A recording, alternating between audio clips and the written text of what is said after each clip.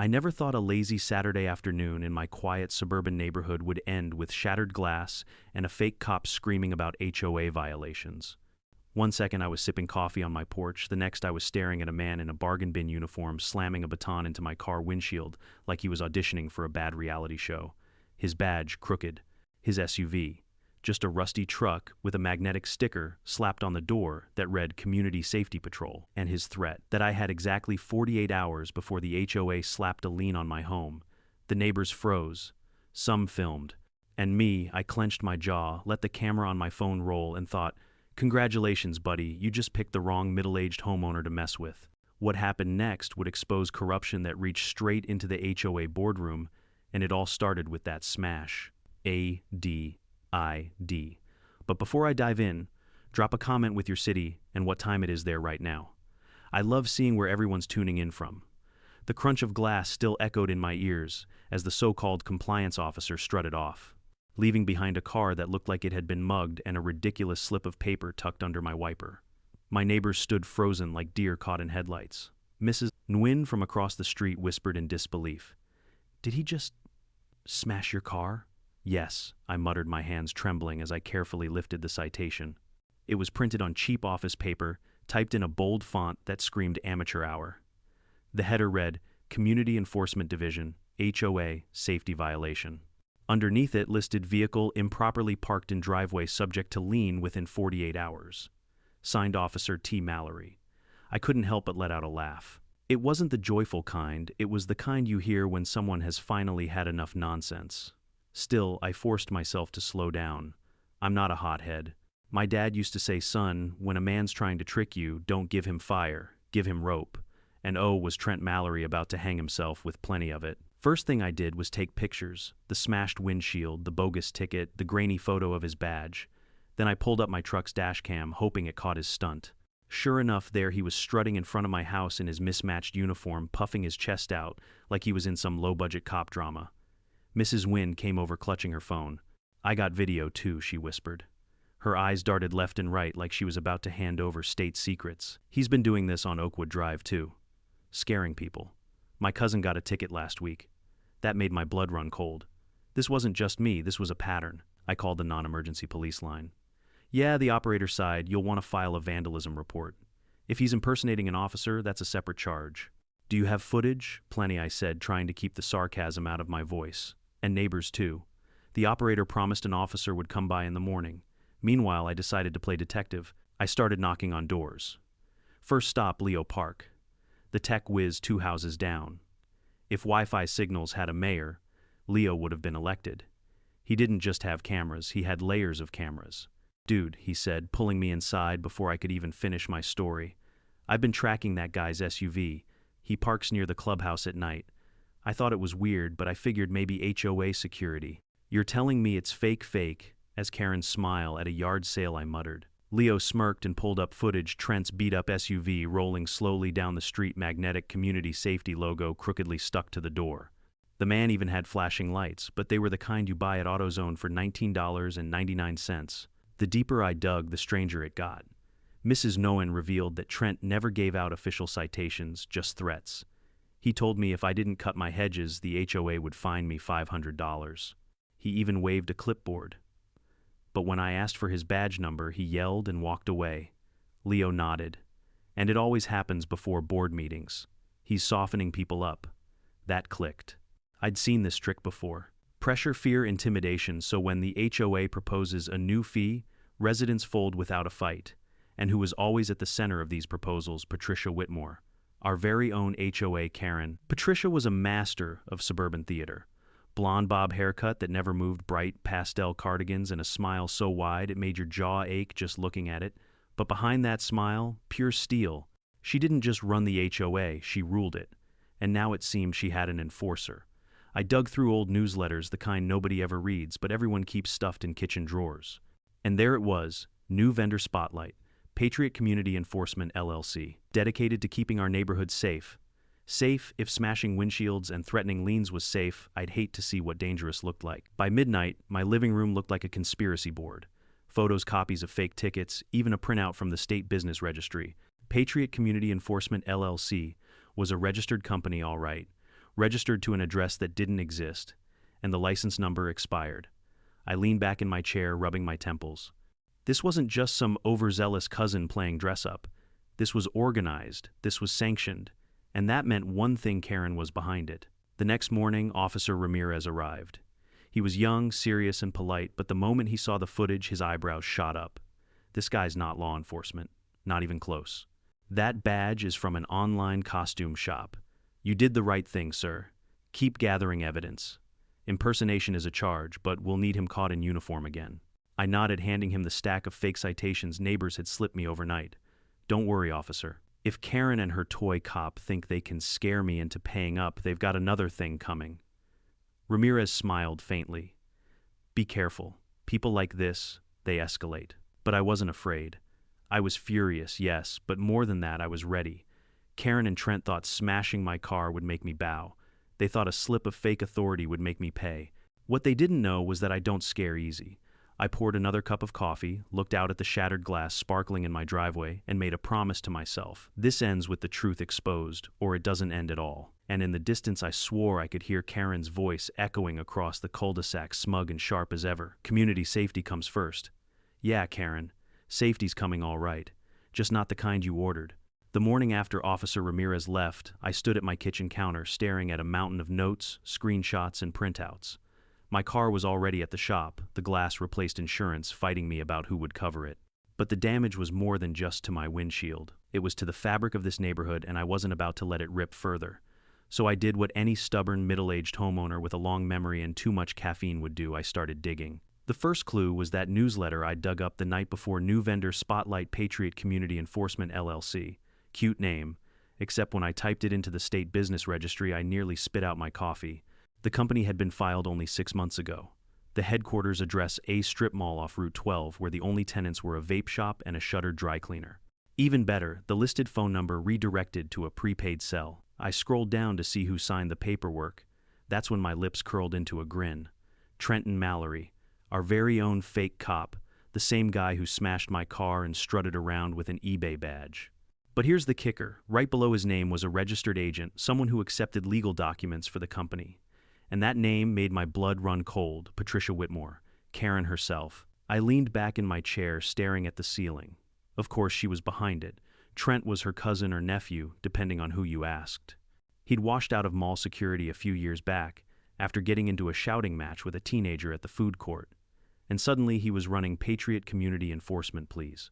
This was nepotism dipped in fraud and sprinkled with intimidation. The more I thought about it, the angrier I got. But instead of storming her house with the evidence, I remembered my dad's words again: give them rope. And I knew Karen was about to get tangled in her own noose. I printed out copies of the business filing and slid them into a folder. Next stop, neighbors. I started with the Wilsons, 2 doors down. Mr. Wilson opened the door, and before I could even ask, he shoved a crumpled citation into my hands. That phony officer said if I didn't repaint my shutters by next week, I'd be fined $1,000. He even threatened to put a lien on the house. Can they do that? No, I said firmly.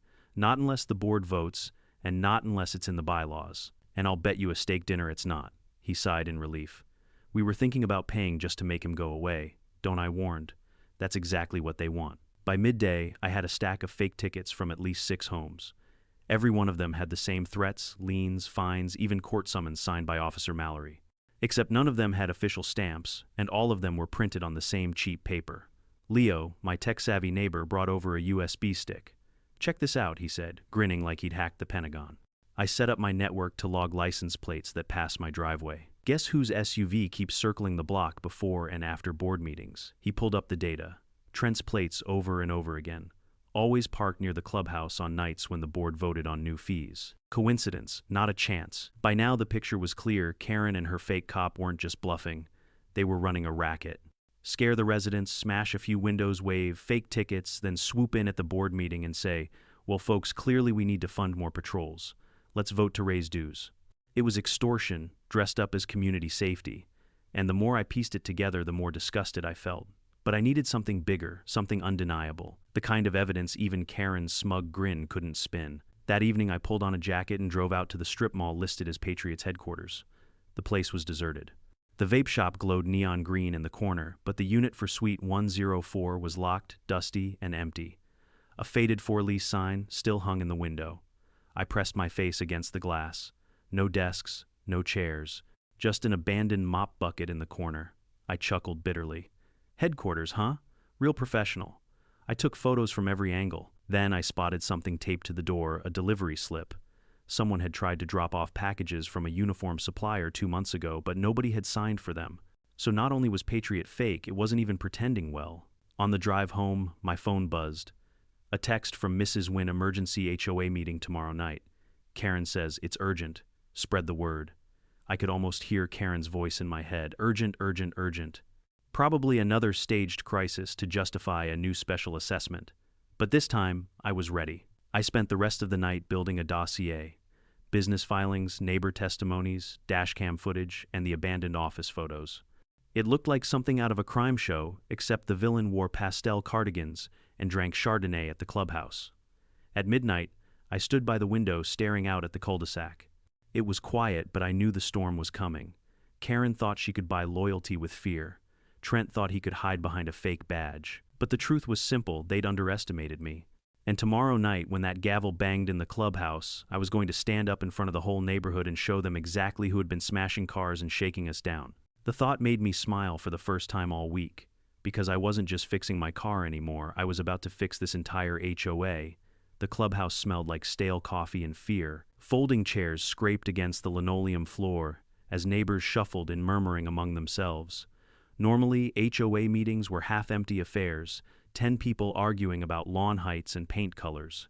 But tonight it was standing room only.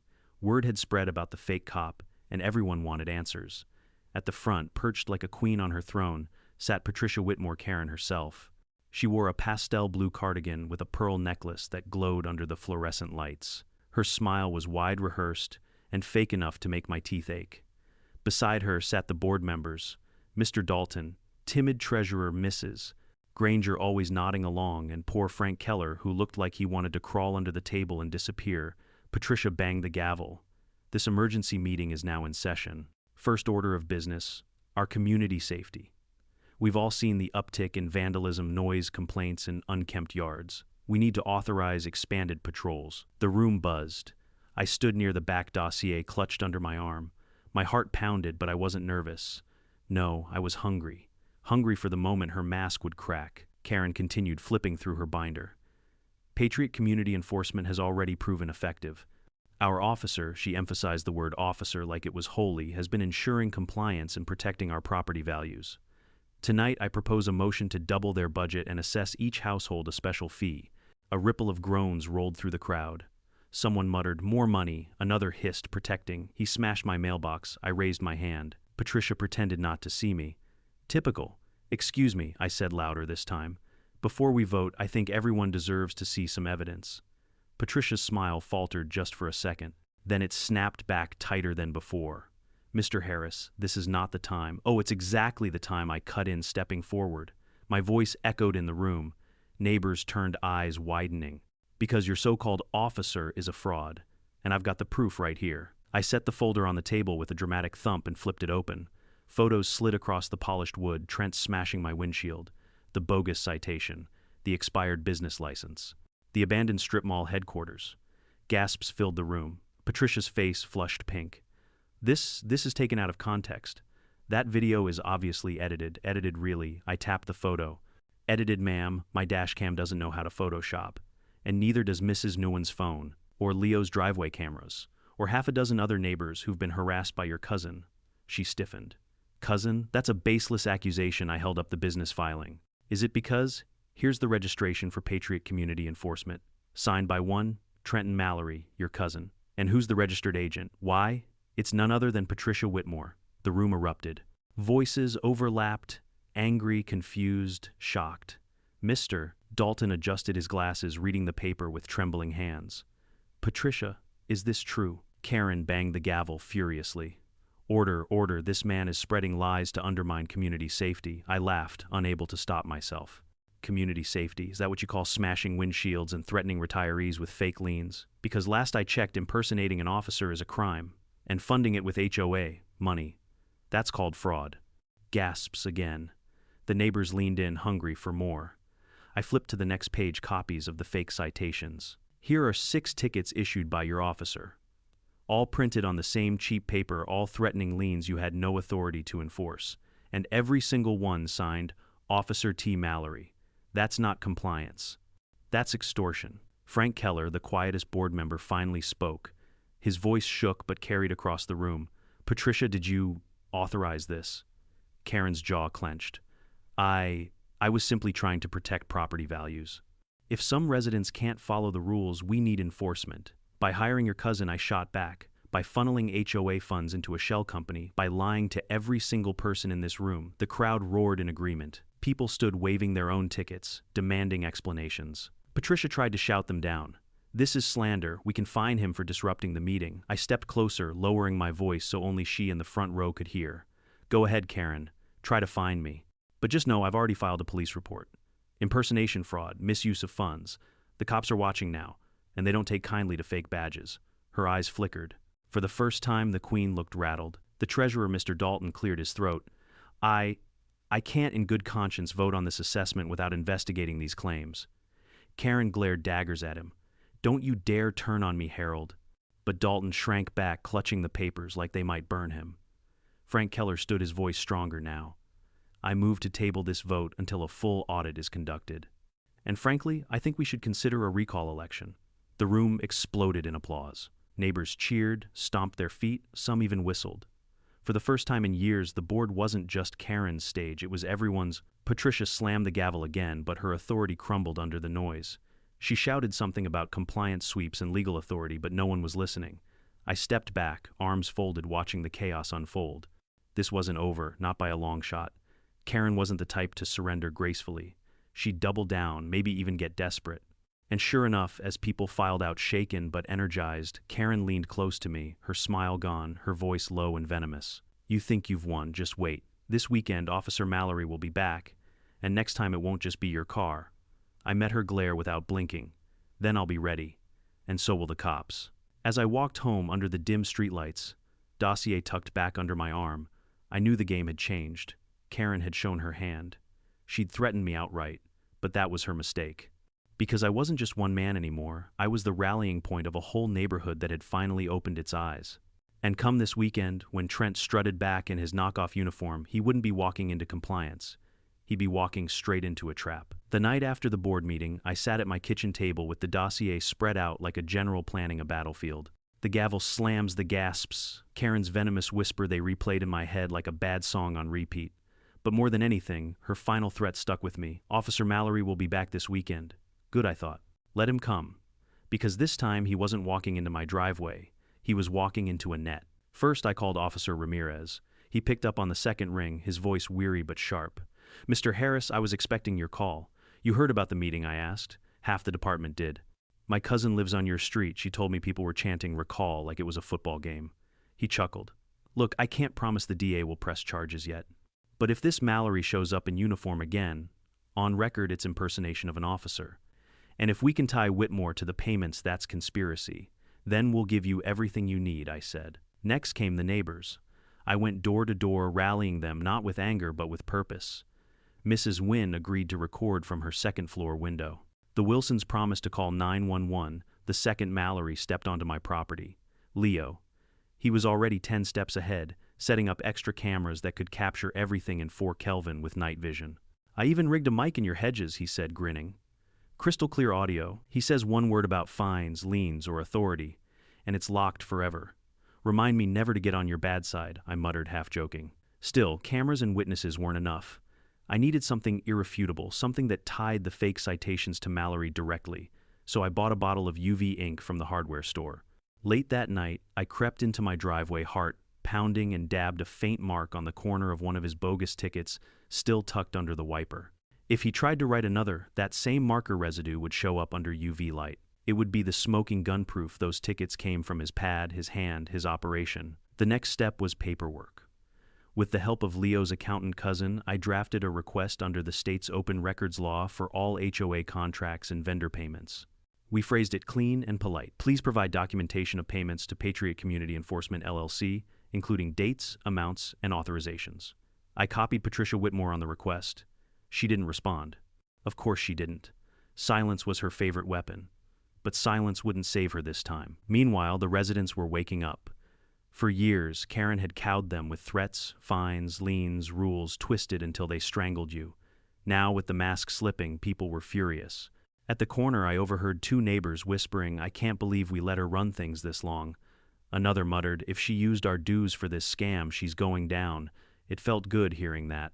For once, it wasn't just me fighting alone. The whole neighborhood was sharpening their pitchforks. Figuratively, of course. Friday night came too soon. I barely slept.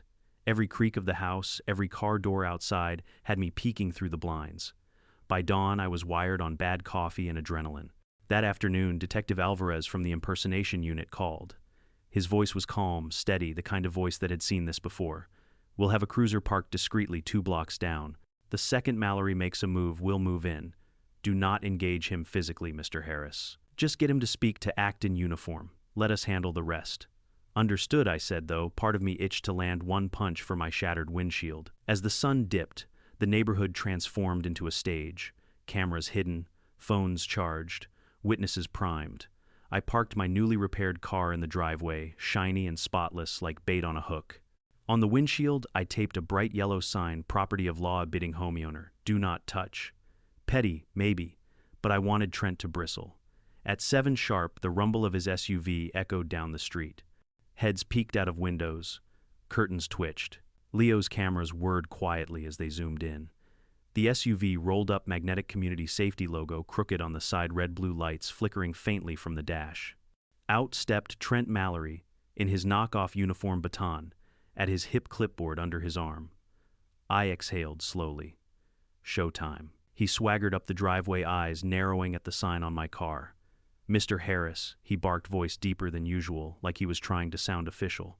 "Your vehicle is still non-compliant with HOA safety regulations. I'll be issuing another citation." Perfect. Every word was captured crisp and clear. "Oh, really?" I said, feigning confusion. "Which regulation is that?" He flipped his clipboard dramatically, scribbling on a slip of paper. "Failure to park within the designated setback from curb. Section, 14C. I raised an eyebrow. Funny. My bylaws stop at 12. His face twitched. He slapped the paper on my windshield anyway. Under UV, the glowing ink lit up like a beacon. The trap was sprung. Before I could even smirk, sirens wailed softly in the distance. 2 cruisers pulled up, lights flashing. Officer Ramirez stepped out, flanked by Detective Alvarez. "Evening, Mr. Mallory," Ramirez said coolly. "Can we see some identification?" Trent froze. His swagger melted into panic. I'm with Patriot Community Enforcement, authorized by the HOA board."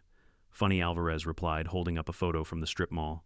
"Because Patriot doesn't have an office, doesn't have a license. And what you're wearing, that's a felony, son." They shined a UV light on the citation he'd just issued. The glowing ink lit up for everyone to see. Gasps echoed from neighbors filming on their porches. And then, click.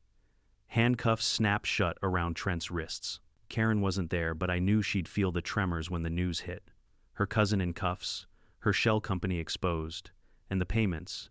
Those records would soon show her signature. As they loaded Trent into the cruiser, he looked at me with wild eyes, spitting. "You don't know who you're messing with. Karen runs this place," I smiled, calm as could be.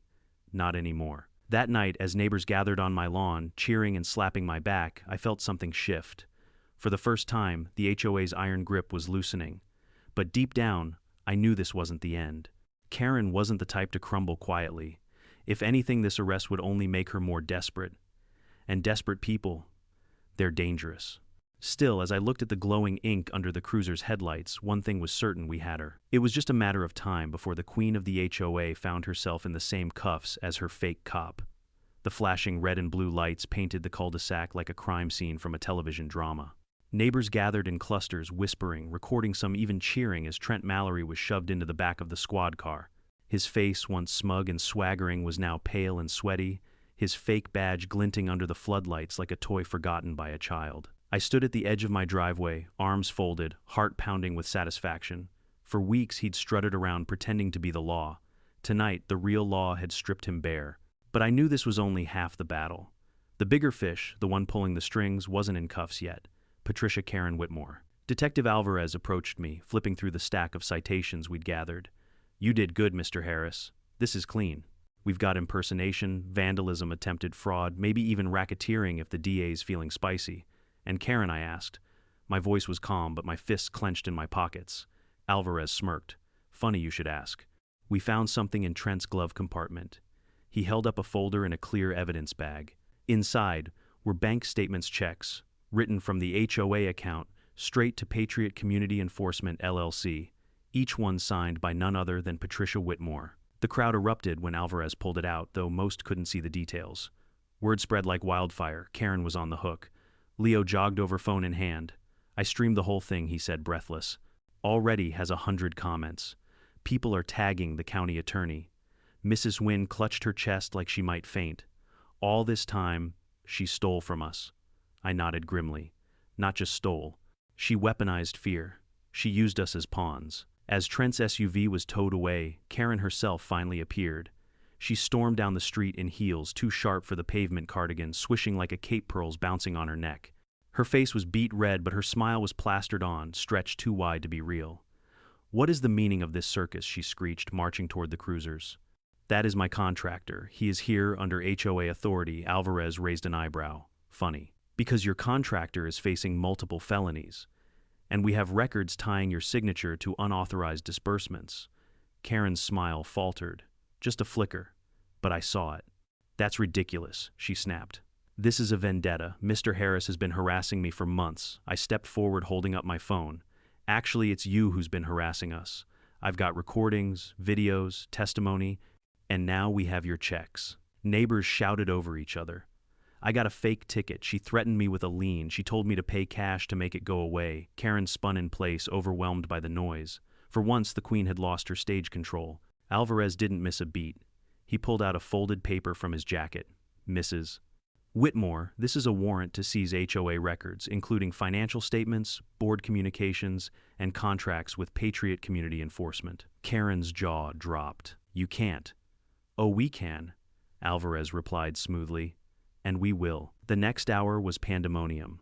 Officers escorted Karen back to her house to collect documents while residents followed, recording every step. Karen shrieked about privacy and dignity, but nobody cared anymore. The woman who once wielded fines like a sword was now cornered, her empire crumbling. Back at my driveway, Ramirez clapped me on the shoulder. "She's in deep, you know. Fraud, conspiracy, misuse of funds. If the DA goes hard, she could be looking at serious time." I exhaled, the tension in my chest loosening for the first time in weeks. About time. But just when I thought the night couldn't twist further, Leo came running, eyes wide. "You're not going to believe this," he panted, waving his phone. "The county just posted a notice. Our HOA bank account is in the red. Completely drained." What I frowned. How he showed me the screen. Sure enough, the account balance was near zero. Transfers had been made over the past 3 months. Thousands funneled from HOA dues to a personal account under the name Whitmore and Associates Consulting. My stomach flipped. Karen hadn't just skimmed off the top. She'd gutted the entire budget. The news spread like wildfire. Neighbors shouted, cursed, some even laughed bitterly. "She stole our pool fund," one woman yelled. "That's why they never fixed the tennis courts," another added. I closed my eyes, pinching the bridge of my nose. This wasn't just about my car anymore. This was about years of abuse, deceit, and theft. When I opened them again, Karen was being led back across the street, still shouting, still pretending she was the victim. But her eyes told a different story. They darted, panicked, cornered, and for the first time I saw fear. Alvarez turned to the crowd. "Folks, I promise you this will be handled. But tonight, go home. Get some rest. You'll be contacted for statements." People reluctantly dispersed, muttering about recalls, lawsuits, audits. Some clapped me on the back, calling me a hero. I didn't feel like one. Heroes win clean. Me, I'd just dragged a whole mess into the light. But as I stood there under the fading glow of cruiser lights, I realized something: the neighborhood wasn't afraid anymore. Karen's spell was broken. Later that night, I sat on my porch, sipping lukewarm coffee, watching the last police car roll away. The air felt different, lighter, freer. But I knew the war wasn't won yet. Karen still had her claws in the board. She'd fight, stall, twist the story, maybe even try to turn people against me. And Trent, he might try to cut a deal, throw her under the bus, or worse, keep her secrets. But one thing was certain: the tide had turned. The HOA that once bowed to Karen's every word had finally seen the truth. And as I looked at my repaired car gleaming in the moonlight, I couldn't help but smile. Because the Queen's empire was collapsing, and I was going to be there to watch every brick fall. The morning after Trent's arrest and Karen's public humiliation, the neighborhood didn't wake up to birdsong. It woke up to gossip. By 7 a.m., every porch had a cluster of neighbors whispering, and the HOA group chat, which usually simmered with complaints about recycling bins, was blowing up like fireworks. Screenshots of Karen's bank transfers, memes of Trent in handcuffs, even someone photoshopped the Patriot Community Enforcement SUV into a clown car. The spell was broken, and the ridicule had begun. But beneath the jokes there was rage. Years of fear and manipulation had boiled over into something sharper. People wanted accountability, not just gossip. That afternoon my phone buzzed with a call from a number I didn't recognize.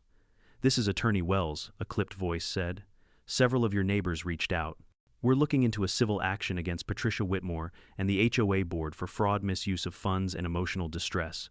Would you be willing to be lead plaintiff?" I almost dropped the phone. "Me, the lead. Why me?" I asked cautiously. "Because you've got the strongest evidence, the clearest record of harassment, and frankly because you're the one who stood up when no one else did. The jury will like you." I glanced at the stack of evidence still spread across my dining table. For weeks it had felt like a burden. Now it was ammunition. "I'm in," I said. The legal wheels turned fast. Wells and her team sent out letters to every resident inviting them to join the class action. Within days, over 30 households signed on. Each had a story: bogus fines, threats of liens, intimidation visits from Trent. The collective picture was damning. Meanwhile, on the criminal side, Detective Alvarez kept me updated.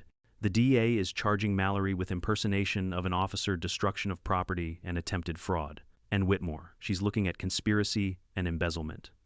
The more residents we interview, the stronger the case. Karen, of course, denied everything.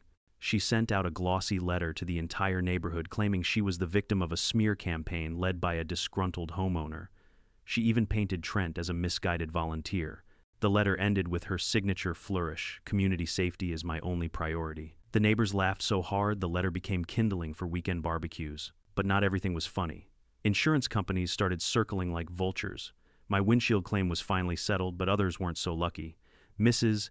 Nguyen's mailbox replacement denied because the officer was HOA approved, they argued. The Wilsons' shutter repainting pending review. It became clear if we wanted justice, we couldn't just rely on criminal charges. We had to claw back every dollar Karen stole. At the next scheduled board meeting, the atmosphere was electric. This wasn't the sleepy clubhouse of before. Over 50 residents packed the room, some standing in the doorway, arms crossed, eyes blazing. Patricia wasn't there. Her lawyer advised her to step down temporarily. In her place sat Frank Keller, nervous but resolute. He cleared his throat and said, "Ladies and gentlemen, in light of recent events, I move to hold a recall vote for all current board members." The room erupted in cheers. Hands shot up. Ballots were counted. Within an hour, Patricia's allies were gone, replaced by fresh faces, neighbors who actually cared about lawns, playgrounds, and budgets instead of power trips. For the first time in years, the HOA felt like a community again, not a kingdom. And me, I couldn't resist a little poetic revenge. At the police auction a month later, Trent's beloved Patriot SUV went up for sale. The same SUV he'd used to strut around like a big shot, the same one that had rolled into my driveway with fake lights and magnetic stickers. I bought it for pennies. When I drove it home, neighbors laughed until they cried. Together, we stripped off the decals, painted it bright blue, and mounted bookshelves in the back. By the end of the weekend, it wasn't a fake patrol car anymore. It was the neighborhood-free library filled with DIY manuals, cookbooks, and Know Your Rights pamphlets. Every time someone grabbed a book, I smiled.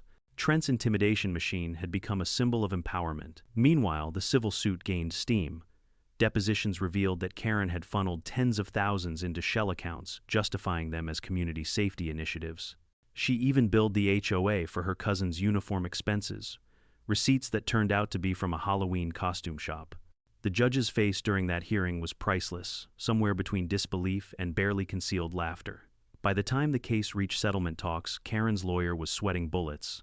In the end, she agreed to pay damages that covered repairs, refunded bogus fines, and even included a punitive payout for emotional distress. I deposited my share with a grin, then used part of it to fund real neighborhood improvements, new lighting for the park, a proper security camera system, not the fear-mongering kind, but a transparent one the community voted on. But the sweetest moment came months later when Trent's sentencing was announced. Community service. Not just anywhere at my workshop. The judge, with a smirk, noted that it would be educational. So there he was, the big bad fake cop sanding cedar planks for the garage door I'd always dreamed of. Every scrape of sandpaper was music to my ears. "Keep it even, Trent," I'd say, sipping coffee. "Don't want rough edges. You know, like your personality." He'd glare, but he didn't say a word. The badge was gone. The swagger was gone. All that remained was a man repaying a debt. Standing on my porch one evening, I looked out at the cul-de-sac. Kids played basketball without being scolded. Neighbors chatted freely. No more threats, no more fake tickets taped to windshields. The fear was gone. The HOA wasn't perfect. No community ever is, but it was ours again. And for the first time in years, I felt proud of it. Karen, she was a ghost. Rumor had it she moved 2 towns over, still insisting she was wrongfully targeted. But nobody cared anymore. The queen had been dethroned, and the kingdom was better off. As I watched Trent sanding away under the fading sunlight, I realized something. Sometimes revenge isn't fire and fury. Sometimes it's slow, steady justice. And man, it feels good. By the time autumn rolled in, the cul-de-sac didn't feel like the same neighborhood anymore. The lawns were still green, the mailboxes still straight, but the air itself felt lighter. Without Karen patrolling every detail of our lives, people finally breathed. Kids laughed, louder neighbors lingered longer at each other's porches, and HOA meetings turned into potlucks instead of interrogations. I'll never forget the night we voted in the new charter. Frank, now acting president, stood at the podium in the clubhouse, this time decorated with balloons and crockpots instead of tension. From here on, he declared no contracts without board approval, no patrols without proper licenses, and no dues without transparent budgets. The room cheered. People clapped like it was a wedding toast. For the first time in years, we weren't afraid of the gavel. We were proud of it. Meanwhile, Patricia Karen Whitmore's empire collapsed faster than anyone imagined. Her allies abandoned her. The civil suit drained her savings. The criminal charges meant she couldn't even set foot in the neighborhood without half the block glaring daggers at her. By winter, she was gone, moving into a rental across town, where rumor had it the local HOA didn't even bother answering her emails. But the universe has a sense of humor. A few weeks later, someone snapped a photo of Karen at the grocery store parking lot, arguing with a cart boy over the placement of shopping carts. Same tone, same finger pointing, same indignation. Some people never change. And then there was Trent. The judge's sentence of community service had seemed poetic enough, but watching it unfold was pure theater. Day after day, he showed up at my workshop in an orange vest, sanding cedar planks, hauling paint, hauling bags of mulch for the community garden. Neighbors stopped by just to watch. Kids whispered, "That's the fake cop," before darting away giggling. At first he scowled, muttering under his breath. But slowly something shifted. Maybe it was the humiliation. Maybe it was the quiet rhythm of real work. Or maybe it was just the fact that nobody here was afraid of him anymore. By the end of his sentence, he didn't strut. He didn't bark orders. He just nodded, handed me the finished boards, and left without a word. The final twist came on a chilly December evening. We were hosting the neighborhood's first community holiday fair, complete with food, stalls, music, and even a raffle. I walked past the old Patriot SUV, now painted bright blue with shelves of books inside. Kids were swapping novels, parents were flipping through cookbooks, and someone had taped a hand-painted sign to the hood, "From Fear to Freedom." As I admired it, Officer Ramirez strolled up. "Nice library," he said with a grin. "Better use for it than scaring retirees," I replied. He chuckled, then handed me an envelope. "Thought you'd want to know, cases closed. Whitmore pled guilty to embezzlement. Probation restitution barred from serving on any HOA board again." I opened the letter, scanned the lines, and let out a laugh that felt like fresh air. The queen was officially dethroned. That night, as I stood under the string lights twinkling across the cul-de-sac, I realized something. This wasn't just about my smashed windshield anymore. It wasn't about fines or citations or fake authority. It was about the people here, the way they'd come together once fear was gone. Karen had ruled with intimidation, but once she fell, the community rebuilt itself stronger, and the scars, they turned into stories. Every time I see that bright blue SUV turned library, I'm reminded we didn't just beat Karen, we reclaimed our home. And man, that feels better than any gavel slam ever could. Looking back, it's almost funny how something as small as a smashed windshield unraveled years of corruption. But the truth is, it wasn't just about the car, it was about the principle. Fear thrives in silence.